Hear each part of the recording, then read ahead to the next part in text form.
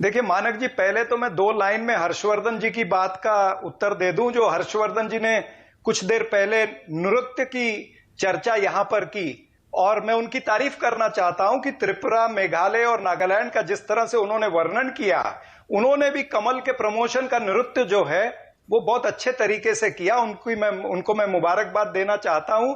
उनका नृत्य सब दर्शकों ने देखा कि मेघालय में भी पर्याप्त सीटें बीजेपी को नहीं आई, नागालैंड में भी बीजेपी को उतनी सीटें नहीं आई, लेकिन आपका नृत्य अच्छा था।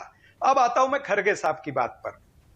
खरगे साहब ने जो बात कही है, उनका कहने का तात्पर्य यह है कि 2024 का जो चुनाव होगा वो मोदी वर्सेस मुद्दा होगा। हम मुद्दों पर चुनाव लड़ेंगे, जिस तरह से 2004 में हम मुद्दों पर चुनाव लड़े थे। उस समय भी शाइनिंग इंडिया का बहुत बड़ा प्रचार हुआ था। अटल बिहारी वाजपेयी जी नरेंद्र मोदी से भी बड़ा चेहरा थे। सभी टीवी चैनल और सभी एंकर तब कहते थे कि कांग्रेस के पास में कोई प्रधानमंत्री पद के लिए चेहरा नहीं है।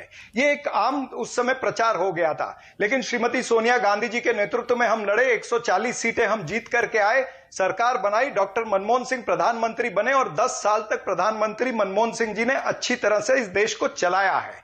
वही दौर अभी आएगा कि हम मोदी वर्सेस मुद्दा होगा। जो बेरोजगारी है, महंगाई है, या चीन का मुद्दा है, या इस तरह के तमाम सारे मुद्दे जो जनता से जुड़े हुए मुद्दे हैं, जो श्री राहुल गांधी जी आज अगर भारत जोड़ो यात्रा में 3900 किलोमीटर चले हैं, तो उन्होंने जनता से डायरेक्ट बात की है। उन्होंने कोई मन की बात नहीं की, उन्होंने जन की बात सुनी है।